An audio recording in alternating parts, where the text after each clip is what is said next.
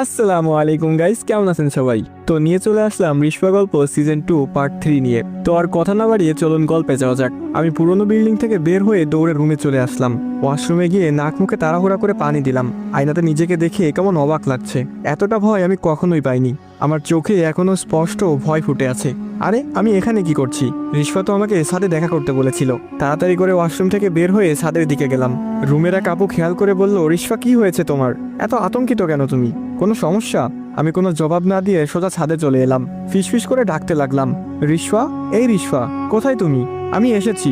কোনো সারা শব্দ নেই। আকাশে রুটির মতো গোল চাঁদ, যদিও আমার বানানো রুটি গোল হয় না, চায়নার মানচিত্রের মতো হয়। আজ ভরা পূর্ণিমা, দিনের আলোর মতো আজকের রাতটা। এমন রাত আগে কখনো দেখিনি। কিন্তু রিশপা গেল কোথায়? হঠাৎ কানে এলো কেউ গুনগুন করে গান গাইছে। এটা একটা পুরুষ কণ্ঠ। মহিলা হোস্টেলে পুরুষ মানুষ আসবে কিভাবে? আমি তার কণ্ঠের উৎস খুঁজতে লাগলাম। শব্দটা পানির ট্যাঙ্কের পেছন থেকে আসছে। আমি ধীর পায়ে সেদিকে গেলাম।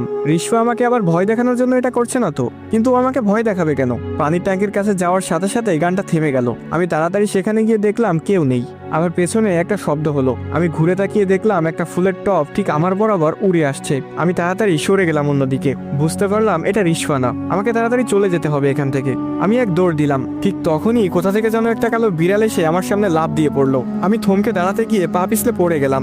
বিড়ালের চোখ দুটো ঝলমল করে জ্বলছিল। হঠাৎ বিড়ালটা রাগী ভঙ্গিতে আমার দিকে এগিয়ে আসতে লাগলো। আমি উঠতেও পারছিলাম না, হয়তো পাটা মুচকে গিয়েছে। আমি কুকড়ে কুকড়ে উঠতে চেষ্টা করলাম, কিন্তু পারলাম না। হঠাৎ বিড়ালটা থেমে গেল। আমার পেছন দিকে তাকিয়ে কয়েকবার অদ্ভুত ডাক দিয়ে দৌড়ে চলে গেল। আমি পেছনে তাকিয়ে দেখলাম রিশপা দাঁড়িয়ে আছে। অনেক কষ্টে উঠে দাঁড়িয়ে ছাদের রেলিংয়ে হেলাং দিয়ে দাঁড়িয়ে বললাম, কোথায় ছিলে তুমি? এই বিড়ালকে আমি আগেও দেখেছিলাম সেদিন রাস্তায়। আমাকে ভয় দেখাতেই কি তুমি এটা করলে? রিশপা বলল, সে পুরনো বিল্ডিং থেকে আপনার সাথে এসেছে। সেখানে কিছু তো একটা হচ্ছে। আচ্ছা, আপনি সেখানে কি দেখলেন 4 নাম্বার রুমে? আমি সেখানে তোমার মৃতদেহ দেখেছি। আলমারির ভেতর কালো কাপড় দিয়ে মোড়ানো। তোমার চোখ দুটো খোলা ছিল।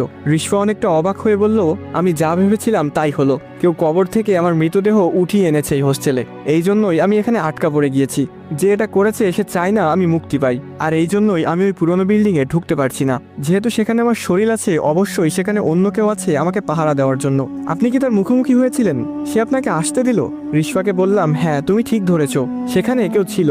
আমি যখন তোমার মৃতদেহ আবিষ্কার করলাম আলমারিতে, তখন পেছনে কারো উপস্থিতি টের পেলাম। আমি সাথে সাথে পিছনে ফিরলাম এবং দেখলাম একটা ছেলে লাল চক্ষু নিয়ে আমার দিকে তাকিয়ে আছে। অন্ধকারেও তার চোখগুলো আগুনের মতো জ্বলছিল। আমি অনেকটা ভয় পেয়ে মূর্তির মতো দাঁড়িয়েছিলাম। আমি তাকে কিছু বলবো সেটা শক্তিও ছিল না। ছেলেটা কর্কশ কণ্ঠে বলল, এখানে কেন এসেছিস? তুই কি মরতে চাস?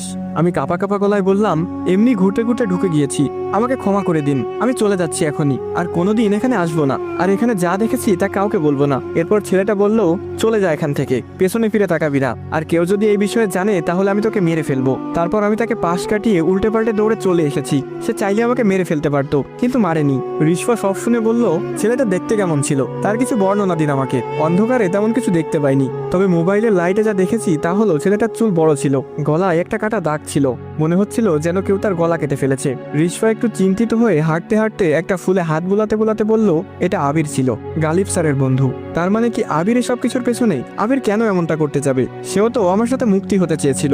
রিশপা এক ঝটকায় আমার সামনে এসে বলল, আপনি আগামীকাল আবার ওই বিল্ডিং এ যাবেন। সে যেহেতু আপনাকে মারেনি, তার মানে আপনাকে সে মারবে না, ভয় দেখাবে। কি বলছো এসব? কোন রকম জান নিয়ে দৌড়ে পালিয়ে এসেছি, আবার গেলে সে আমাকে ছাড়বে না। আর কে এই আবির? সে তোমার মৃতদেহ কেন পাহারা দিচ্ছে? রিশপা বলল, আপনাকে এবার যেতে বলেছি মানে যেতেই হবে। আবিরকে আমিই মেরেছিলাম, আর সে এখানে কি করছে? আমার মৃতদেহ এখানে কেন?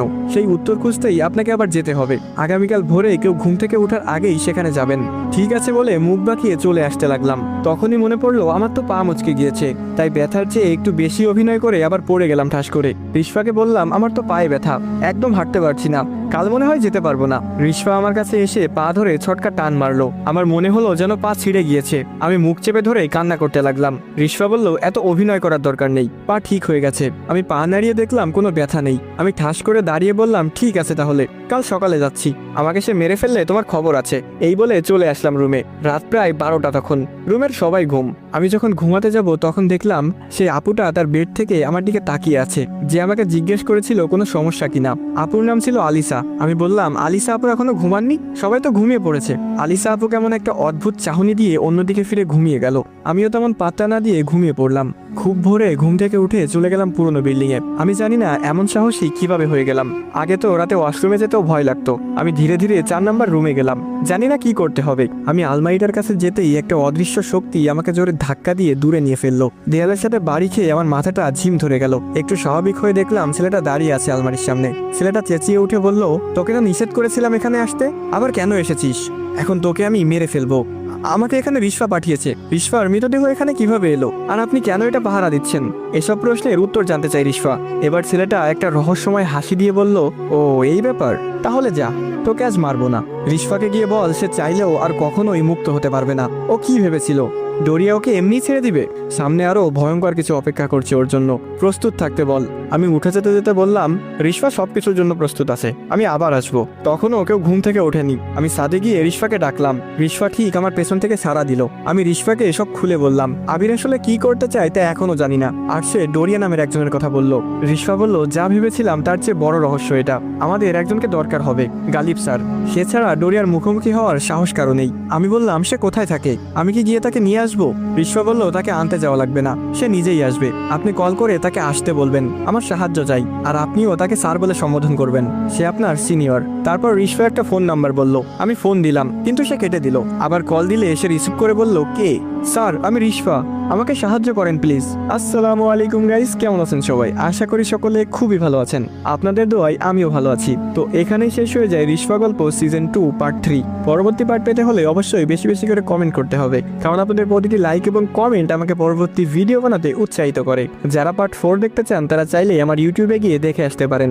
সেখানে পার্ট 3 এবং পার্ট 4 একসাথে আপলোড করা হয়েছে। আর গাইস, তোমরা সকলেই বলো আমি কেন ছোট করে আপলোড করি। আসলে টিকটকে বড় করে আপলোড করা যায় না, যার কারণে আমি ইউটিউবে বড় করে আপলোড করে থাকি। তো তোমরা চাইলে আমার ইউটিউব চ্যানেল সাবস্ক্রাইব করে রাখতে পারো। সেখানে প্রতিটা গল্পই বড় পরিসরে আপলোড করা হয়ে থাকে। তো আমার ইউটিউব চ্যানেলের লিংক আমার টিকটক আইডির বায়োতে দেওয়া আছে, তো সেখান থেকে গিয়ে সাবস্ক্রাইব করে রাখতে পারো প্রতিটা ভিডিও সবার আগে দেখার জন্য। তো আজকের মতো এ পর্যন্তই। ভালো থাকবেন, সুস্থ থাকবেন। আল্লাহ হাফেজ গাইস।